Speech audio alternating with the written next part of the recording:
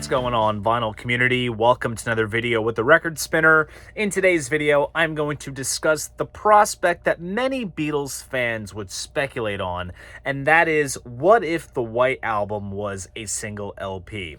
Upon this album's release in 1968, the Beatles had joined the pantheon of artists that were putting out studio double albums, the first being Bob Dylan's Blonde on Blonde, and then with time came Freak Out by the Mothers of Invention and Electric Ladyland by the Jimi Hendrix Experience.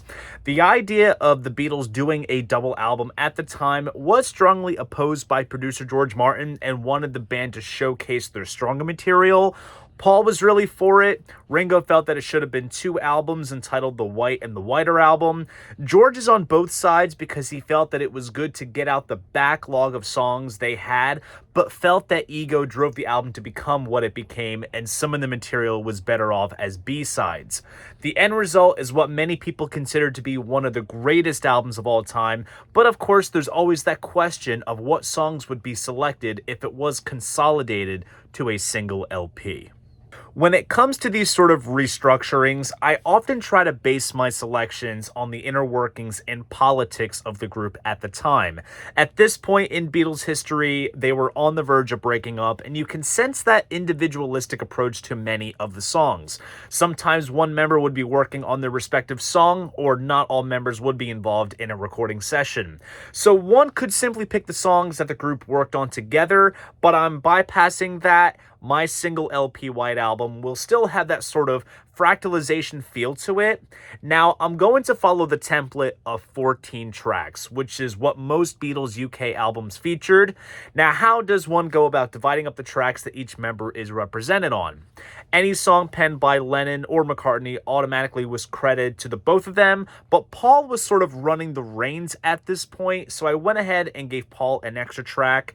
Now, George was really coming to his own and writing a lot of material, so I gave him 2 tracks, and then Ringo finally brought a song to the table, so out of courtesy, his contribution is featured here. So that gives us 11 Lennon-McCartney songs, specifically 6 from Paul, 5 from John, 2 from George, and then 1 from Ringo. As for the sequencing, I do feel that the running order of the original double album is perfect as it is, and there is a solid flow throughout, so I kept that intact, and basically the songs move up or down based on what's removed.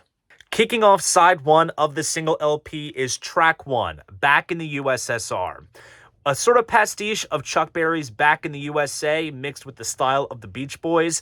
And funny enough to mention the Beach Boys, Paul had penned this track when the band was in India for a transcendental meditation course with the Maharishi. And Beach Boy vocalist Mike Love also attended at the same time, and it was at his suggestion that Paul mentioned the girls of the USSR. So to be given the stamp of approval by a Beach Boy gives this track some leverage, and it's such a solid opener. Paul actually plays drums on this track since Ringo had briefly left the band during the album sessions due to Paul's criticisms of his drumming on this song when he attempted to play it.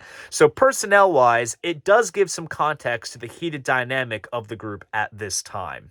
Track 2 is Dear Prudence. This song by John segues smoothly from Back in the USSR and was inspired by Mia Farrow's sister Prudence, who was obsessed with meditating when the Beatles and various others, her included, made their trek to India with the Maharishi to the point where she would often become seclusive. Her designated meditation partners, who were John and George, tried to coax her to come out. And just like Back in the USSR, this is another song that was recorded when Ringo made his brief exit from the band, thus Paul plays drums on this one as well. John has also gone on record saying that it is one of his favorite Beatles songs, thus it makes for a solid inclusion. Track 3 is Glass Onion. This track from John is a sort of dig at fans who are overanalyzing the band's work and trying to find hidden messages. So John makes mention of tracks like Strawberry Fields Forever, I Am the Walrus, and The Fool on the Hill. Alluding to the whole Paul is dead hoax, people would point to the lyrics of this track as clues, but that is a whole other story. The song is certainly a highlight as it was given a special music video when the album was remixed for its 50th anniversary. Track 4 is Obla Di Obla Da.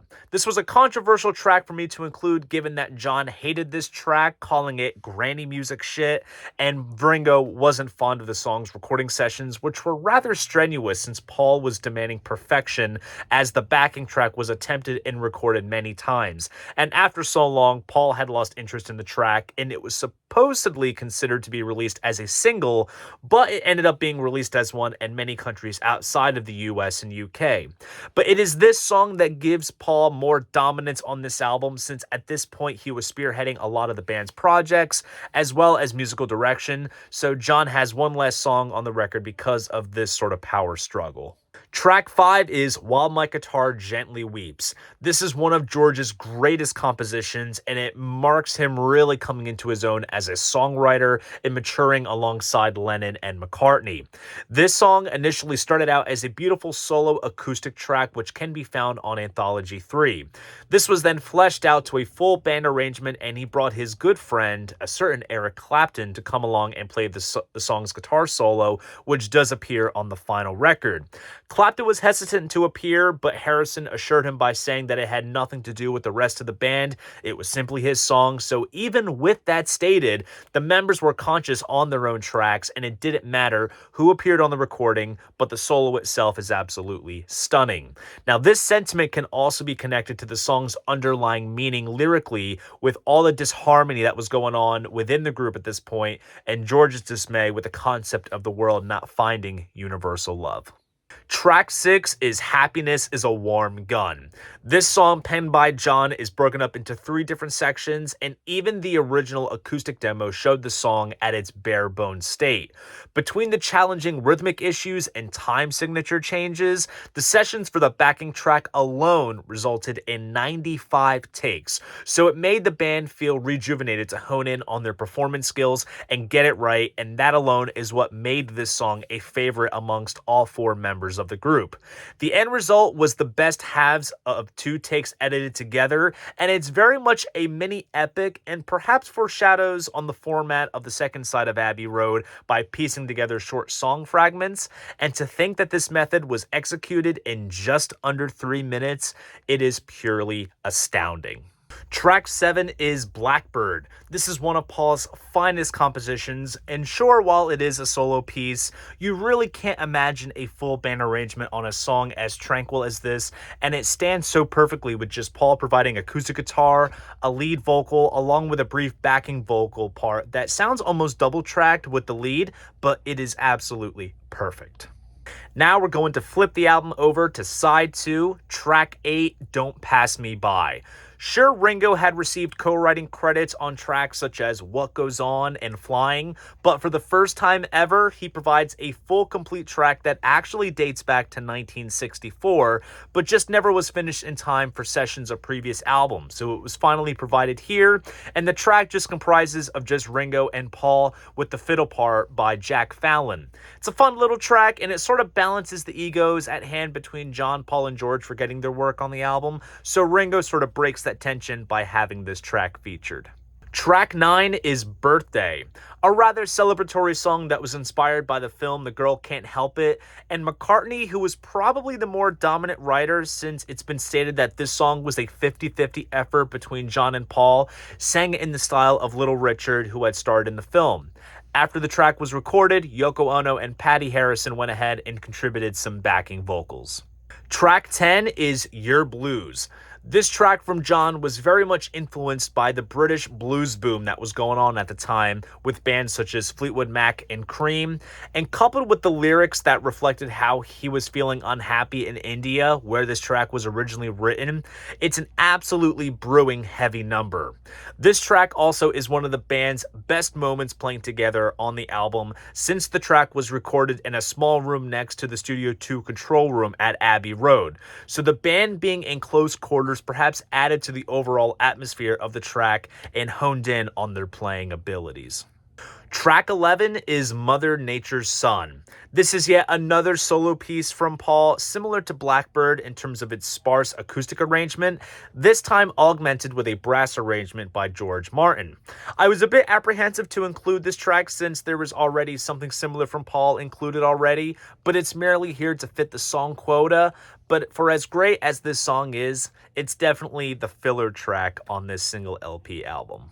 Track 12 is Helter Skelter, another track by McCartney, this one originally starting out as a slow bluesy number with some lengthy improvisational passages, and due to its length, the song was shelved but revisited, and the end result became the heavy and fiery version that we know and love, and it's safe to say that this is the heaviest the Beatles ever got on record.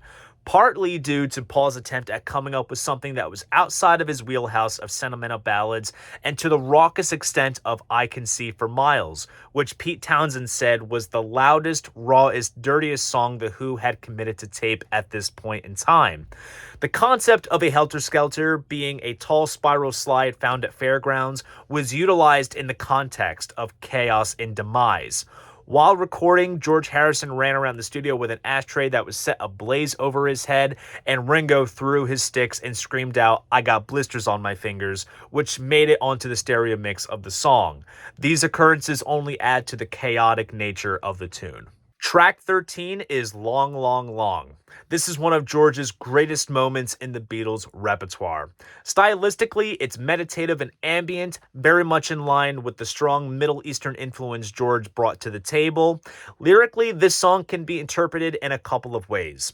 George's aim was to write a song about finding God once again after a period of estrangement, but to the eyes of many, this can be seen as a love song. And this interpretation sort of goes hand in hand with a statement George gave to Rolling Stone magazine along the lines of, quote unquote, "When you love a woman, it's the God in her that you see." If one is spiritually inclined, they can get behind George's original intent, but to the common denominator, its message can eternally be praised. The album wraps up with track 14, Good Night. Honestly, there isn't a better album closer than this one, and that's down to the song's title and its message, which is a lullaby written by John for his son, Julian. The original version of the song had Ringo singing lead and George and John playing guitars, and Paul providing harmony vocals, which sounds beautiful, but instead the album version resulted in Ringo being the only Beatle present on the recording singing lead, backed with an orchestral arrangement by George Martin along with a choir. The intent of the orchestral arrangement was for it to sound like old-time Hollywood, and it's well arranged, but I do kind of prefer the original band arrangement. Regardless, still is the sole perfect single LP White Album closer. With 14 tracks clocking in at around 46 minutes, I think my selection gives off the standard feel of most Beatles albums, offers a bit of variety as well as representation between all four members. Now, since this sort of idea can be approached by any other Beatles fan, it leaves me to ask you guys, what songs would you select for a single LP White Album? Please drop a comment down below, I'd love to know. And if you enjoyed this video, please go ahead, give it a like, and subscribe to the channel. See you guys in the next video, and most importantly, keep the records spinning.